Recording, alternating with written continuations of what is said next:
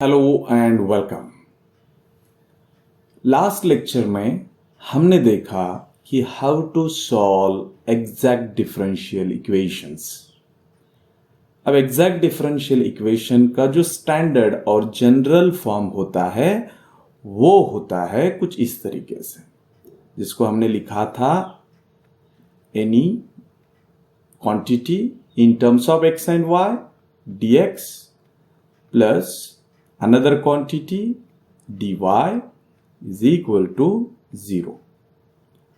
और ये इक्वेशन को देखते ही हमारे दिमाग में घंटी बजनी चाहिए कि शायद ये एग्जाम्पल एग्जैक्ट डिफरेंशियल का हो सकता है, लेकिन उसको कंफर्म करने के लिए आपको ये देखना बेहद जरूरी है कि क्या सही में ये एग्जैक्ट है या नहीं। इसीलिए आपको एक तरीका बताया गया था कि dx का जो कोएफिशिएंट है वो m है, तो क्योंकि वो dx का कोएफिशिएंट है इसलिए आप उस m का डेरिवेटिव लेंगे y से पार्शियल। n कोएफिशिएंट है dy का, इसलिए आप n का पार्शियल डेरिवेटिव लेंगे y को छोड़ के, मतलब x से। और कंडीशन ये बताई गई थी कि ये दोनों डेरिवेटिव इक्वल होने चाहिए। अगर ये दोनों डेरिवेटिव्स इक्वल होते हैं तो दिया गया इक्वेशन एग्जैक्ट डिफरेंशियल इक्वेशन बोला जाता है। एग्जैक्ट को कभी कभी टोटल डिफरेंशियल इक्वेशन भी बोला जाता है, ठीक है। लेकिन बेसिक सवाल ये है कि सर हम क्यों माने कि ऐसा इक्वल होने के बाद ही एग्जैक्ट होता है? किसने बोला? सर आप बोल रहे हो, आप टीचर हो इसलिए हम थोड़ा यकीन कर लेंगे, but what is the proof कि यही वो कंडीशन है जो हमें इस टाइप के डिफरेंशियल इक्वेशन को एग्जैक्ट है ये बता देती है। मतलब बेसिक सवाल क्यूरियोसिटी के तौर पर बच्चों ने खड़ा किया कि कैसे पता चलेगा कि ये कंडीशन एग्जैक्ट की ही है। ये तो है एग्जैक्ट की, but how it is derived, ये कैसे आई, ये किसने बनाई, दैट इज द क्वेश्चन। और इस क्वेश्चन का जवाब हम ढूंढेंगे थ्योरम में। तो अब हम आज दो थ्योरम प्रूव करेंगे। उसमें फर्स्ट थ्योरम ये है कि ये कंडीशन को लाना है, हमें प्रूव करके बताना है कि यही वो कंडीशन है जिससे ये एग्जैक्ट प्रूव होता है। और फिर एग्जैक्ट होने के बाद जब ये एग्जैक्ट है ऐसा जब मैं बोलूंगा तब उसका एक सॉल्यूशन आप निकालते थे। वो सॉल्यूशन वैसे ही क्यों निकाला है, वो रूल वैसा ही क्यों है, इसका भी हमें थोड़ा क्यूरियोसिटी है कि वो रूल वैसा क्यों बनाया गया, और उस रूल को भी हम प्रूव करेंगे। तो आज के इस लेक्चर में हम दो थ्योरम प्रूव करेंगे। Number one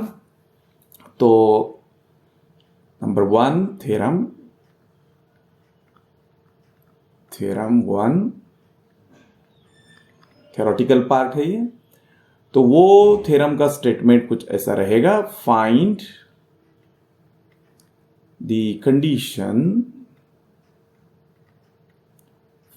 condition that differential equation m dx plus n dy is equal to 0 is an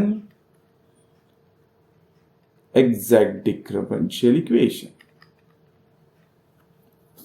तो ये रिजल्ट है और इसमें ये पूछा गया है कि ये इक्वेशन को एग्जैक्ट बनने के लिए क्या कंडीशन का होना जरूरी है। और कंडीशन हमें पता है लेकिन उसको प्रूव करना है।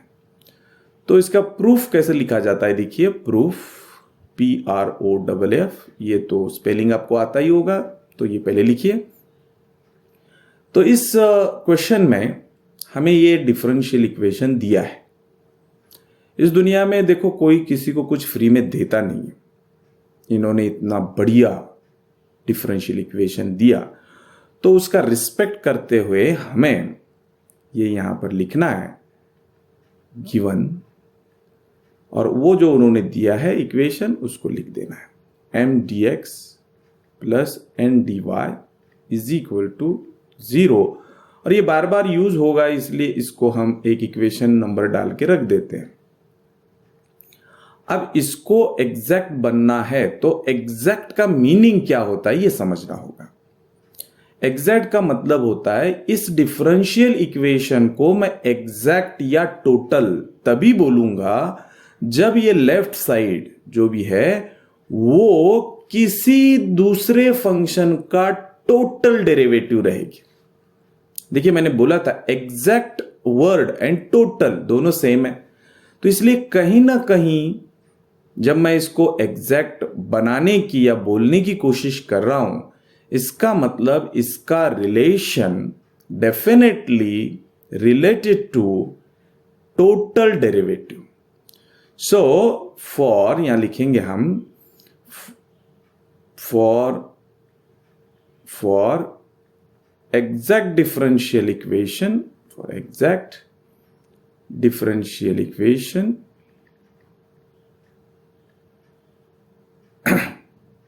m dx लेफ्ट साइड लिख रहा हूं मैं plus n dy must be total derivative of some function, और उस सम फंक्शन को हम नाम देंगे u, सम फंक्शन u। ये u जो फंक्शन रहेगा वो x और y दोनों का रहेगा। तो इसका मतलब देयरफॉर ये जो u है इसका हम टोटल डेरिवेटिव लेंगे, और ये u का टोटल डेरिवेटिव इसके बराबर होना चाहिए, तभी ये एग्जैक्ट बनेगा, अदरवाइज नहीं बनेगा। तो हमने पहले लिख दिया कि इसको एग्जैक्ट बनने के लिए एक फंक्शन हमें मिलना चाहिए जिसका नाम हम u रखेंगे, और उस u का टोटल डेरिवेटिव मतलब du इनके बराबर होना चाहिए। अब इस नए इक्वेशन को हम नाम देते हैं इक्वेशन नंबर 2। ठीक है, तो यहां पर ये जो u है ये एक फंक्शन है, और उस u में दो वेरिएबल रहेंगे क्योंकि यहां x भी है और y भी है। सो लेट हम ऐसा मान लेते कि ये u is a function of both the variables x and y। ऐसा लिखने का तरीका होता है कि जो फंक्शन होता है जो जिस पे डिपेंड होता है उनको हम अंदर लिखते हैं। अब ये फंक्शन x पे भी डिपेंड है, y पे भी डिपेंड है, इसलिए इसको हमने लिखा u is a function of x and y। अब ये फंक्शन का हम टोटल डेरिवेटिव निकालेंगे। अब टोटल डेरिवेटिव निकालने के लिए आपको दोनों तरफ d अप्लाई करना होगा। तो देयरफॉर जब हम लेफ्ट साइड को d अप्लाई करेंगे तो ये du हो जाएगा, और राइट साइड को जब हम d अप्लाई करेंगे तो ये ब्रैकेट में डाल देता हूं मैं u ऑफ एक्स वाई, ऐसा हो जाए। नाउ टोटल डेरिवेटिव निकालने का एक तरीका होता है, मैं क्या तरीका है बता देता हूं आपको। फंक्शन का नाम है u, उसके अंदर दो वेरिएबल है x और y, और आप उस फंक्शन का टोटल डेरिवेटिव मतलब d निकाल रहे हो। तो कैसे निकाला जाता है, what is the definition to find total derivative? तो ये जो फंक्शन है जिसका नाम u है, इसका आप पार्शियल डेरिवेटिव लीजिए with respect to first variable of that function जो कि x है। तो u का डेरिवेटिव पहले वेरिएबल से लेना है पार्शियल, इनटू वो जो वेरिएबल है x उसका अगेन टोटल डेरिवेटिव लेना है मतलब dx, फिर प्लस उसी फंक्शन का पार्शियल डेरिवेटिव दूसरे वेरिएबल से लेना है, और वो दूसरे वेरिएबल के टोटल डेरिवेटिव से मल्टीप्लाई करना। अगर इस फंक्शन में तीन वेरिएबल भी होते, x y z भी होता, तो ये टर्म आती, ये टर्म आती, और तीसरा वेरिएबल z होने की वजह से और एक टर्म आती, तो आप प्लस डो u बाय डो z लिखते, और इनटू dz लिखते हैं। लेकिन क्योंकि यहां पर सिर्फ दो ही वेरिएबल्स है इसलिए यहां सिर्फ ये दो टर्म आ गए। मैं और एक बार रिपीट करता हूं कि u का डेरिवेटिव पहले वेरिएबल से लेना है और उस वेरिएबल के टोटल डेरिवेटिव से मल्टीप्लाई करना है, प्लस फिर अगेन u का डेरिवेटिव सेकंड वेरिएबल से लेना है और उस सेकंड वेरिएबल के टोटल डेरिवेटिव से अगेन उसको मल्टीप्लाई करना है। तो ये होती है डेफिनेशन ऑफ टोटल डेरिवेटिव। तो इसको हमने नंबर दिया 3। अब इक्वेशन नंबर 2 का लेफ्ट हैंड साइड भी du है, इक्वेशन नंबर 3 का लेफ्ट साइड भी du है, मतलब इक्वेशन नंबर 2 और 3 का दोनों का लेफ्ट साइड इक्वल हो गया। तो लेफ्ट साइड इक्वल है तो ऑब्वियसली दोनों का राइट साइड भी इक्वल हो जाएगा। इसलिए हम यहां लिखेंगे फ्रॉम इक्वेशन नंबर 2 एंड 3, क्योंकि लेफ्ट साइड इक्वल है तो राइट साइड भी इक्वल होगा। तो राइट साइड ऑफ इक्वेशन 2 ये है, देखिए राइट साइड लिखा मैंने 2 का, और वो इक्वल हो जाएगा right side of equation number 3 के। तो ये हो जाएगा लाइक दिस, dx प्लस डो u by dough y dy।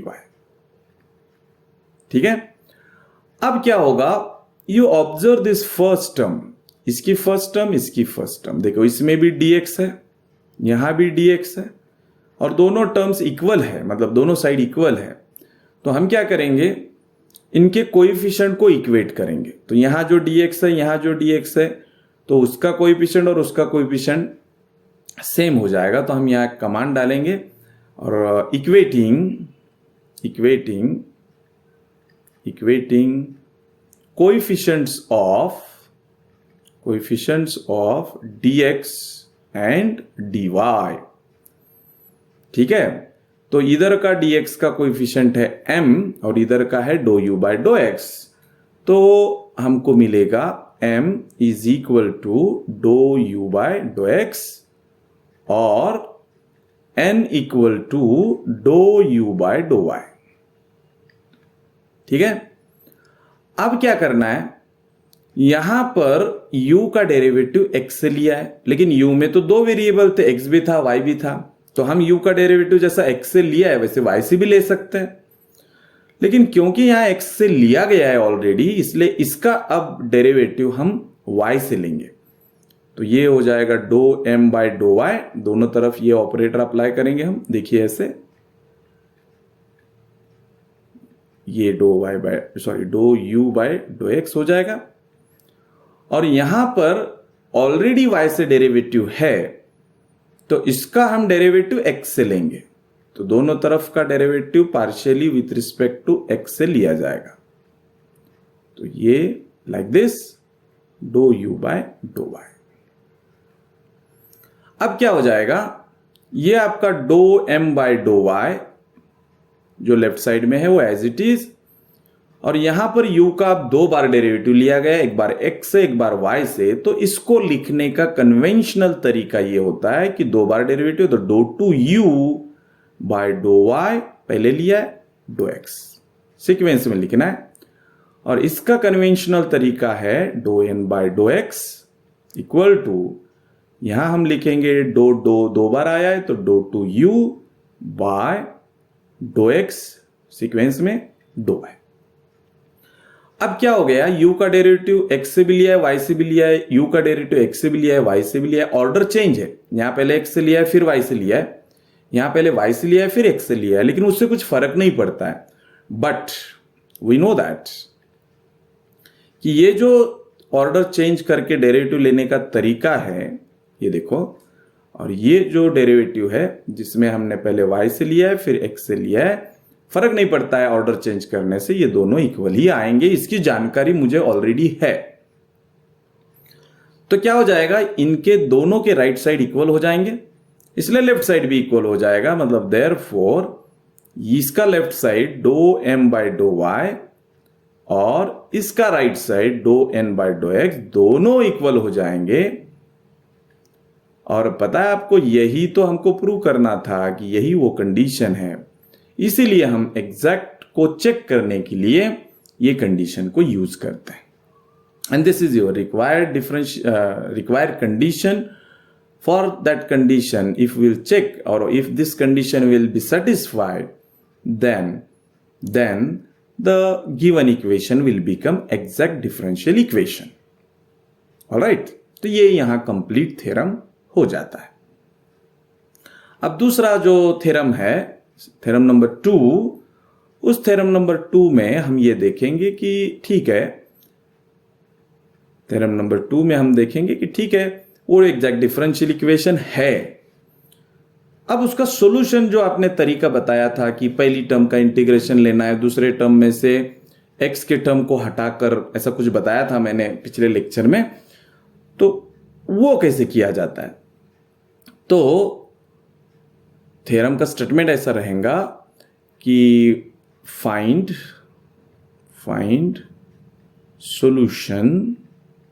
solution of an exact differential equation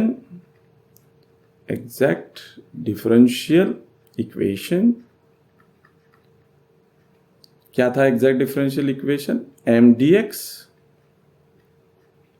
plus n dy is equal to 0. मतलब यहां इस थ्योरम में ये इक्वेशन एग्जैक्ट है, ये बोला गया है. ठीक है, तो अब इसका प्रूफ लिखेंगे हम. प्रूफ में आपको ये समझना बहुत जरूरी है कि इसमें हमको सॉल्यूशन निकालना है. किसका? एक इक्वेशन का. और वो इक्वेशन कैसा है? वो ऑलरेडी एग्जैक्ट बोला गया है, तो हमें चेक करने की जरूरत नहीं है. It is already an exact differential equation. तो हम गिवन में पहले लिखेंगे, क्योंकि हमारा तरीका है कि पहले हम गिवन लिखते हैं. ये जो आपका इक्वेशन है m dx plus n dy is equal to 0 is an exact. अब ये ऑलरेडी एग्जैक्ट है, मतलब ये वो कंडीशन को फुलफिल करता ही होगा, क्योंकि कंडीशन अगर सेटिस्फाई होती है तो एग्जैक्ट होगा, और एग्जैक्ट है तो कंडीशन भी सेटिस्फाई होगी. तो देयरफॉर m का derivative with respect to y, क्योंकि वो dx का कोएफिशिएंट है तो हम y से लेते हैं, और n का derivative partial with respect to x, ये दोनों इक्वल आएंगे, और इसको हम नंबर देंगे 1. ये होना ही होना है क्योंकि वो एग्जैक्ट है. बट आपने ये भी देखा है कि u का जो आपने टोटल डेरिवेटिव लिया था, but du is equal to पहला डेरिवेटिव पहले वेरिएबल से लेना है, उस वेरिएबल का टोटल डेरिवेटिव, फंक्शन का डेरिवेटिव दूसरे वेरिएबल से लेना है into total derivative of second variable. तो ये आपका m बन जाता है और ये आपका n बन जाता है. तो हम यहां लिखेंगे बट, ये लिखा but, therefore m is equal to dough u by dough x, equating the coefficient करके आप ये लिख सकते हो. ये लिखा आपने. अब यहां u का डेरिवेटिव x से है, इधर m लिखा हुआ है, और मुझे इस डेरिवेटिव को हटाना है. I wish to cancel this derivative with respect to x. And you better know that कि डेरिवेटिव को एक ही बंदा कैंसिल कर सकता है, और उस बंदे का नाम है इंटीग्रेशन. लेकिन इंटीग्रेशन आपसे पूछेगा कि मैं विथ रिस्पेक्ट टू x से इंटीग्रेट करूं या y से करूं.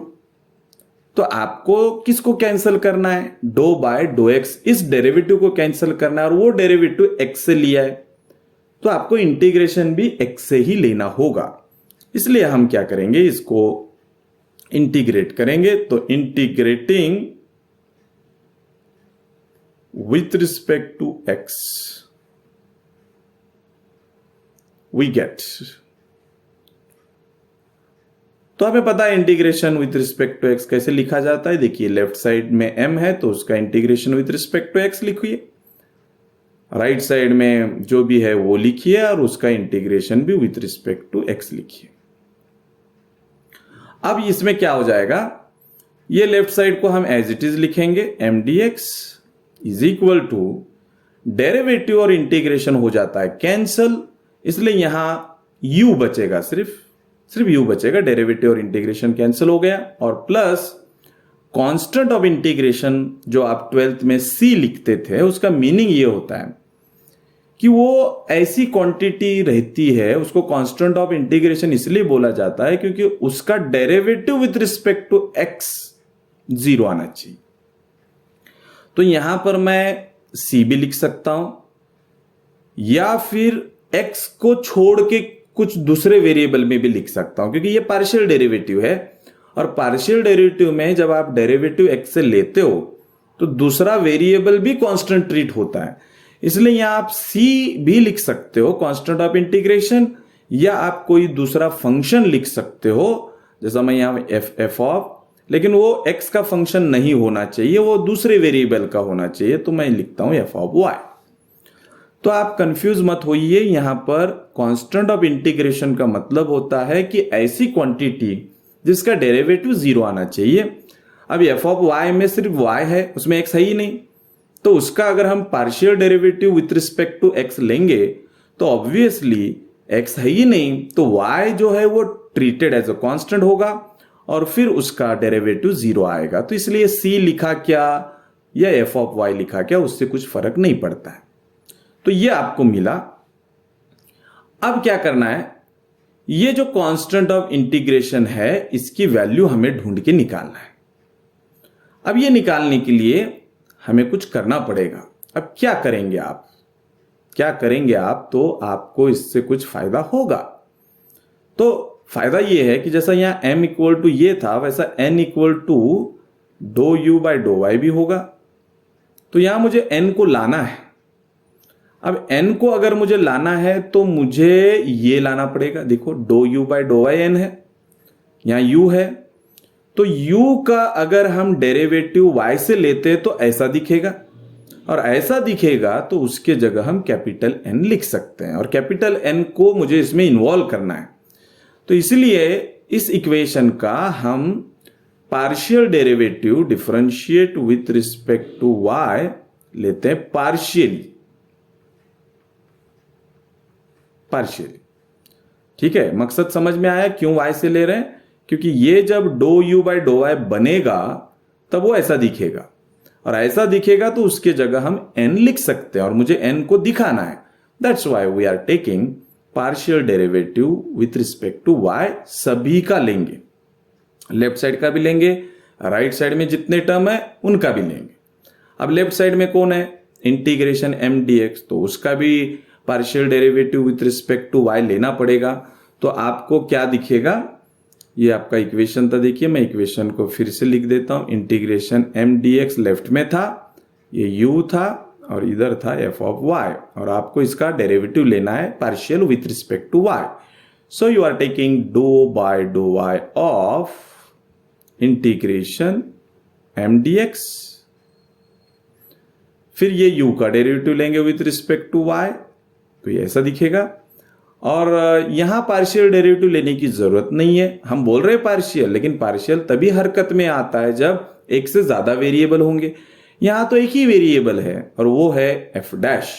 तो इस एफ का डायरेक्ट आप डेरिवेटिव लेंगे, एफ डैश वाई लिखिए, या एफ डैश वाई नहीं लिखना है तो आप d by d y of f of y लिखिए, दोनों चलेंगे। ठीक है, अब क्या हो गया, ये मिल गया मुझे, और इसकी वैल्यू n है, तो ये डो बाय डो वाई, ये लेफ्ट साइड का जो भी है, इंटीग्रेशन m dx हम एज इट इज लिखते हैं, और ये इक्वल टू अब हो जाएगा n, और ये हो जाएगा plus f dash y। Dash मतलब derivative of f with respect to y। यहां पार्शियल क्यों नहीं लिया है, क्योंकि इसमें एक ही वेरिएबल है, लेकिन मुझे तो एफ ऑफ वाई की वैल्यू निकालनी थी। तो अब इस n को मैं लेफ्ट साइड में भेज देता हूं, तो लेफ्ट साइड बनेगी do by dough Y integration m dx, वो n इधर आ जाएगा, माइनस हो गया, और इधर बचेगा लाइक दिस। ठीक है, अब ये derivative with respect to y है ना, और अब इस डेरिवेटिव को मुझे हटाना है क्योंकि I need the value of f of y. तो अगेन मुझे इंटीग्रेशन लेना होगा विथ रिस्पेक्ट टू y, तो integrating with respect to y both sides we get. तो अभी लेफ्ट साइड में हम इंटीग्रेशन लिखेंगे, पूरा जो भी लेफ्ट साइड है उसको एक ब्रैकेट में लिखेंगे।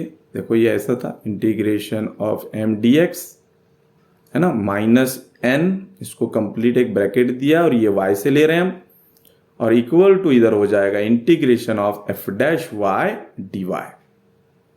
तो left side as it is रहेगी और राइट साइड में क्या होगा, डैश मतलब डेरिवेटिव है, तो डेरिवेटिव और इंटीग्रेशन कैंसिल होगा और इधर मिलेगा एफ ऑफ वाई। और ये आपका है जो भी लेफ्ट साइड है, वो तो सॉल्व होगा नहीं क्योंकि वो जनरल फॉर्म में है, तो ये integration of m D x minus N, ये आपका डी वाई। तो ये मिल गई हमें एफ ऑफ वाई की वैल्यू, और इस एफ ऑफ वाई के वैल्यू को उठाकर यहां रख देना है। देखिए यहां मैंने अंडरलाइन करके रखा था, यहां लिख देना है, यहां पर आपको वो लिखना पड़ेगा। ठीक है, तो लिखने के बाद आपको पता है क्या हो जाएगा, आपको मिलेगा, इसको भी हम इक्वेशन नंबर 2 दे देते हैं। तो इक्वेशन नंबर 2 में एफ ऑफ वाई की वैल्यू जो अभी हमने निकाली वो रख देंगे। तो फ्रॉम इक्वेशन 2 इधर था integration M D x equal to, इधर था u और यहां था प्लस एफ ऑफ वाई, और इस एफ ऑफ वाई की वैल्यू ऑलरेडी हमने निकाली हुई है, तो इसको हम लिखेंगे डो by dough Y integration M D x minus N, ये complete, and this is D Y. ठीक है, अब ये जो u है यही हमारा सॉल्यूशन है, तो ये u को अकेले रखना है, मतलब ये टर्म जो है इसको हमको लेफ्ट साइड में भेजना होगा। तो हमें मिलेगा इंटीग्रेशन, लेफ्ट साइड में ऑलरेडी एम डी एक्स था, माइनस वो टर्म इधर आ जाएगी, इंटीग्रेशन ब्रैकेट क्या था, do by dough Y integration M D x minus N, ये कंप्लीट, ये d Y is equal to u. अब u जो है वो हमें मिल गया, तो u को हम ऐसे लिखते हैं, u is equal to integration of m D x, पहली टर्म। अब ये माइनस को हमको प्लस करना है, तो क्या करेंगे, यहां प्लस लिखेंगे और इस माइनस को अंदर भेज देंगे। ये माइनस जब अंदर जाएगा तो इसको वो पॉजिटिव करेगा और इसको जो ऑलरेडी पॉजिटिव उसको नेगेटिव करेगा। तो जो पॉजिटिव वाली टर्म बनेगी उसको हम पहले लिखते हैं, है ना, ये माइनस अंदर चला गया तो ये पॉजिटिव बन गया और ये बन जाएगा निगेटिव। देखिए ये निगेटिव बन गया और ये है डी वाई, और इसी का मतलब होता है कि u is equal to integration of m D x plus integration, देखिए n में से ये टर्म माइनस हो रहे हैं और ये टर्म में क्या है, y का डेरिवेटिव लिया गया है ना, जो भी रहेगा उसका y का डेरिवेटिव है, मतलब n में से वो सारे टर्म माइनस करने हैं जिसमें x नहीं होगा, क्योंकि जिसमें x होगा उसका ये y वाला उसको क्या कर देगा, जीरो कर देगा। देखो इसमें जहां पर भी x रहेगा जिस भी टर्म में, क्या हो जाएगा, उसका derivative with respect to y zero हो जाएगा। इसका मतलब यह है कि n में से आप वो सारे टर्म को माइनस करोगे जिसमें x है, तो इसका मतलब n में जो टर्म में x नहीं है वो ही बचेगा। तो it is terms of n free from x दिखना ही नहीं चाहिए, जो भी x दिखेगा वो टर्म पूरी की पूरी हम कैंसिल करते हैं और इधर लिखते हैं dy। समझे? तो ये आपका जो है ये इंटीग्रेशन का तरीका होता है, और u जो है वो एग्जैक्ट डेरिवेटिव था और इसलिए u का आंसर ही आपका आंसर होता है। दैट्स व्हाई रिक्वायर्ड सॉल्यूशन, और ये फॉर्मूला आपने यूज किया है पिछले लेक्चर में एग्जांपल को सॉल्व करने के लिए। Therefore required solution is integration M D x plus integration terms of n, terms of capital N, लेकिन फ्री फ्रॉम x, मतलब जिस टर्म में x दिखेगा उसको आप इलिमिनेट करेंगे, निकाल देंगे, और जो y के टर्म है वही लिखेंगे सिर्फ, और dy is equal to c। So this is the end of this proof. I hope आपको ये सब समझ में आ गया होगा। आपके यूनिवर्सिटी एग्जाम में थ्योरम भी पूछे जाते हैं, 50% वेटेज थ्योरम को होता है, एग्जाम्पल भी पूछे जाते हैं। 12th में ऐसा नहीं होता है, 12th में ज़्यादा एग्जाम्पल पूछते हैं, थ्योरम कम पूछते हैं, लेकिन यूनिवर्सिटी एग्जाम में थ्योरम पूछे जाएंगे। और आज हमने 2 थ्योरम पढ़े और मुझे ऐसा लगता है कि ये 2 थ्योरम में से एक थ्योरम डेफिनेटली आपकी एग्जाम में ज़रूर आएगा। तो इसलिए इन थ्योरम को समझिए, इसको 2 बार 3 बार जितनी बार आप बिना देखे लिखने की कोशिश कीजिए, ताकि ये आपको अगर आएगा तो 8 मार्क्स के लिए आएगा। तो थ्योरम जो आपके एग्जाम में यूनिवर्सिटी के पूछे जाते हैं, थ्योरम 8 मार्क के लिए होते हैं, वेटेज इज 8 मार्क्स। और ये आप अच्छे से लिखोगे तो आपको 8 के 8 मार्क्स मिल सकते हैं। तो बी सीरियस, ये बहुत ज़रूरी है। थ्योरम को जो आपको आदत लगी है 12th तक कि थ्योरम ज़्यादा इंपॉर्टेंट नहीं रहते, लेकिन यूनिवर्सिटी एग्जाम में थ्योरम बहुत इंपॉर्टेंट होते हैं। वो आते ही है, एक तो कम रहते हैं और आते भी है कंपलसरी।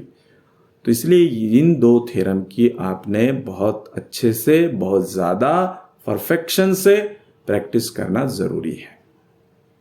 तो अगले लेक्चर में मिलेंगे, तब तक के लिए गुड बाय।